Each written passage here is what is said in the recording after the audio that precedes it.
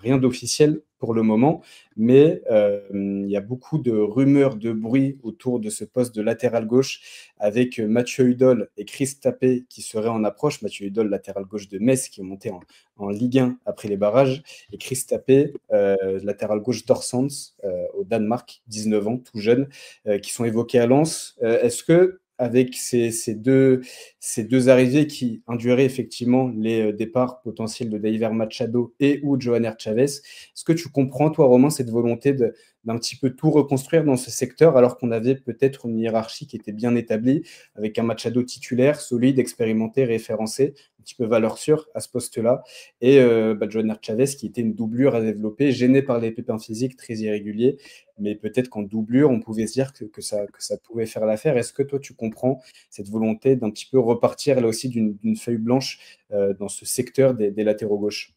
J'avoue que c'est un choix qui m'intrigue.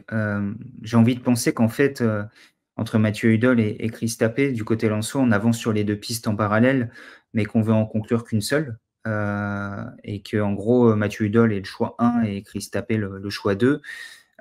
Mais repartir de 0 sur ce secteur-là, sachant que Dever Machado donne quand même satisfaction depuis son arrivée, ça serait un peu surprenant. Je pense que Mathieu Hudol est un petit peu une opportunité de marché dans le sens où il est dispo, il a un bon de sortie. Alors, un bon de sortie, pas à n'importe quel prix, parce que visiblement, Metz, on veut jusqu'à 5 millions d'euros pour un joueur qui va quand même bientôt avoir 30 ans, qui s'est fait 3 fois les croisés. Alors, il est très bienvenu de ses croisés à chaque fois, mais il y a quand même une petite fébrilité physique qui peut faire peur quand on va avancer dans l'âge, sans présager de l'état de forme, et surtout que Mathieu Hudol est présenté comme un joueur vraiment professionnel sur le bout des doigts, irréprochable, le coéquipier parfait. Dans le milieu, tous les gens que j'ai croisés en ont dit que du bien. Donc je pense qu'il a fait, et on ne revient pas 3 fois des croisés comme il est revenu à chaque fois, sans être un professionnel qui fait attention à tout, mais ça peut rentrer en ligne de compte au moment de se dire est-ce qu'on pose 5 millions sur la table pour un joueur qui aura bientôt 30 ans. On n'est pas du tout dans cette optique-là du côté lensois, et on aimerait bien que ça se stoppe autour des 3 millions.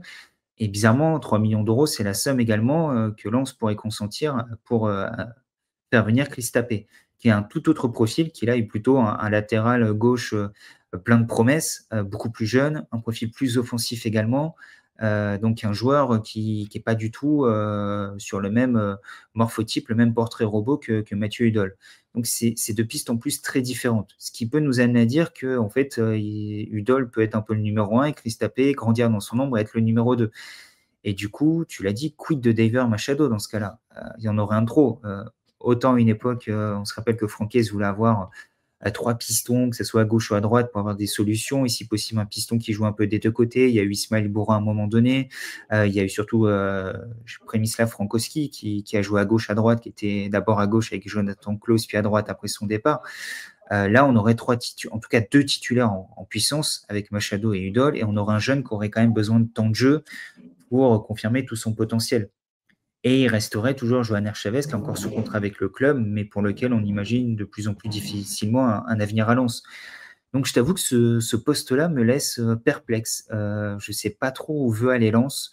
La piste Hudol, moi, je trouve qu'elle est plutôt pas mal, parce que je pense que ça colle au redimensionnement du projet, c'est-à-dire des valeurs sûres du championnat, des joueurs expérimentés, mais sans aller chercher des premiers couteaux, des premiers chapeaux, mais des joueurs qui vont faire le travail, qui en plus, en termes d'état d'esprit, sont lensois, qui collent à Lens, je trouve, Mathieu Hudol.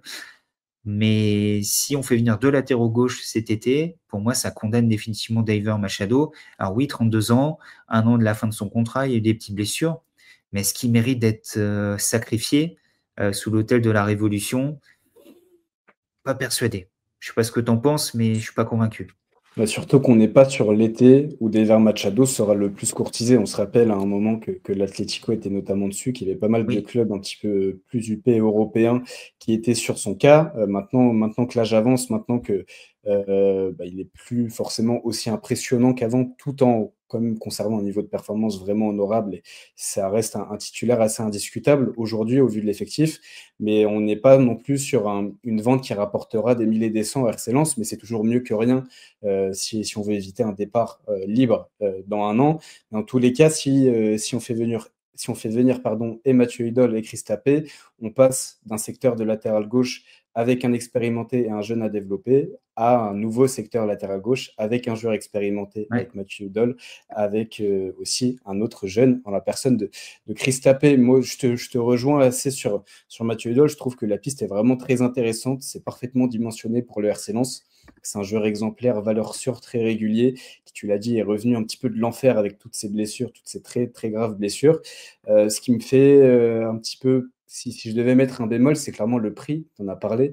Mais Mm. pour un club comme le RC Lens, qui maintenant compte vraiment ses sous sans pour autant être face à la crise, mais un petit peu comme tous les clubs de Ligue 1, le RC Lens doit faire énormément attention et dépenser 3 voire 5 millions sur un joueur de 29 ans pour qui le potentiel de revente est quasiment nul.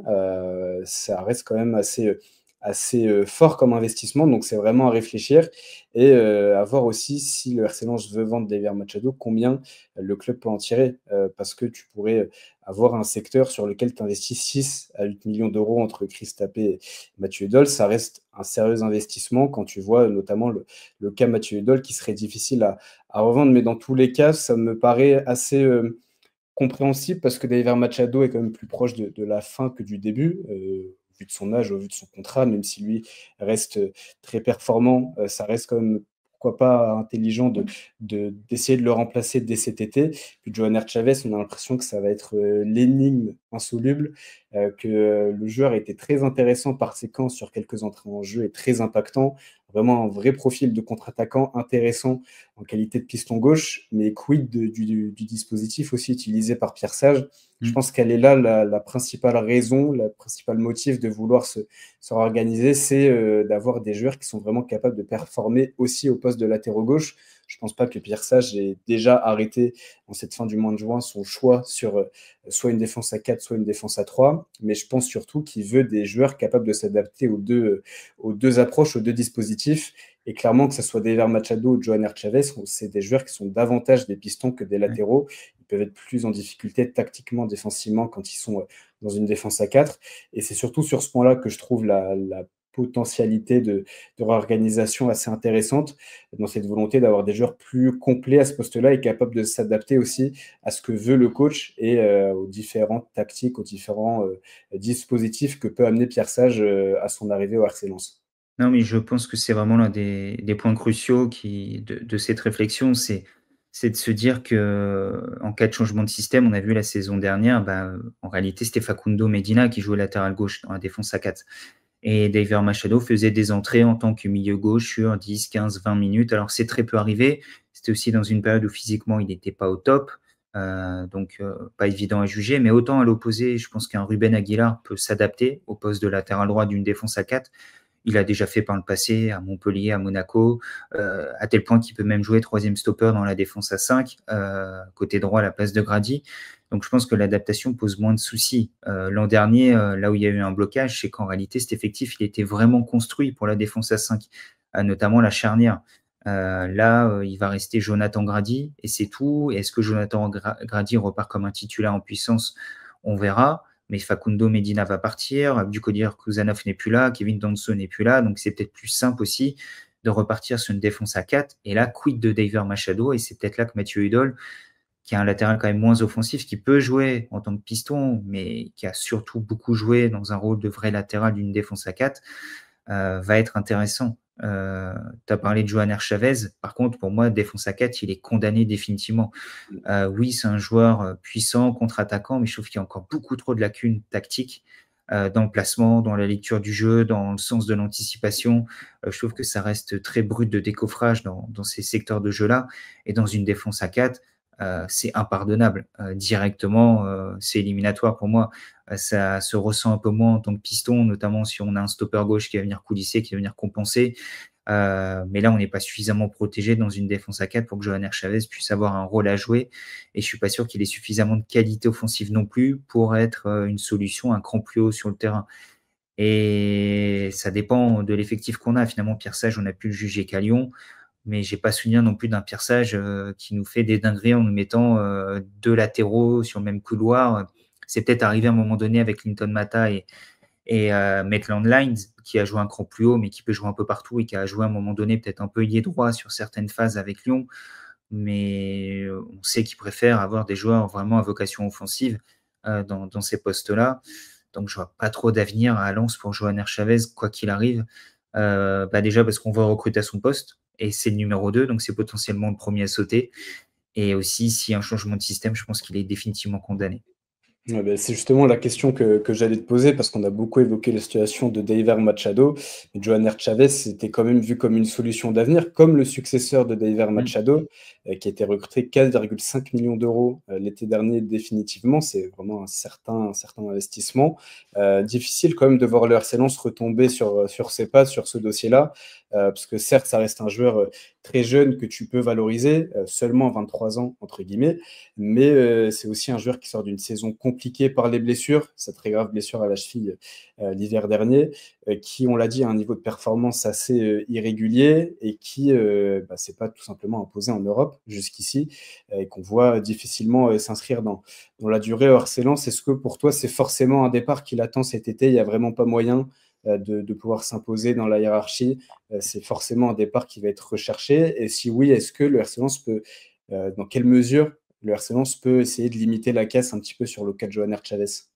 On n'est pas à l'abri d'une bonne surprise, on ne sait jamais. Il y a peut-être une préparation estivale qui va rebattre les cartes le concernant, qui va changer la vision qu'on en a. Peut-être que Pierre Sage en a une vision tout autre que la nôtre, hein. On ne sait jamais. Mais je pense que le concernant, on se dirige davantage vers un prêt. J'imagine un peu une formule à la Oscar Cortés, qui arrive à peu près au même moment, qui était un peu de la même filière. On a le sentiment qu'à un moment donné, sans vouloir tirer dessus, mais Joseph Gourlian a voulu faire venir certains joueurs, pousser certaines pistes et ça n'a pas forcément fonctionné ni pour l'un ni pour l'autre. Et je pense qu'on se dirige vers un prêt potentiellement avec option d'achat, obligation d'achat et un départ à terme, court, moyen terme définitif de Johanner Chavez. Est-ce qu'il y aura une perte sèche? Possiblement, parce que la durée d'amortissement, en plus, elle est très fine. Il n'y a qu'un an d'amortissement sur son transfert, donc c'est pas grand-chose sur le plan économique. Je pense que Lens aura difficilement la capacité à récupérer une mise intéressante sur ce dossier-là, si ce n'est de profiter d'un prêt, d'avoir fixé une option d'achat ou une obligation d'achat suffisamment haute pour se retrouver, ou alors profiter d'un prêt bénéfique pour pouvoir le revendre. Je le vois difficilement, ça tombe dans 3 ou 4 mois, il me donnera totalement tort et je le souhaite pour lui. Mais je le vois difficilement en fait, compatible au football européen ou en tout cas, au football français. Je sais pas, j'ai autant les premières images étaient plutôt probantes, mais c'est aussi dans un Lens qui tournait plutôt bien et je trouve qu'au fur et à mesure, on a davantage vu ses lacunes que ses qualités. Ouais, et puis dans cette défense à 4 qui est possible avec Pierre Sage, ces lacunes vont être encore plus accentuées. Mmh. Le seul moyen de le voir un petit peu dans ce dispositif, c'est d'avoir un système hybride avec un latéral droit qui peut être Ruben Aguilar, qui va surtout être troisième central, et un Johanner Chavez qui a plus de liberté offensive. Mais en phase défensive, là aussi, ce serait peut-être le surexposé. Et on l'a dit, c'est j'allais dire un attaquant, lapsus révélateur, mais un latéral qui a pas mal de difficultés, trop de difficultés peut-être défensives pour pouvoir briller à ce niveau-là, dans ce dispositif-là. Et pour qui, tu l'as dit, un prêt avec option d'achat ou non est peut-être l'option la plus juste.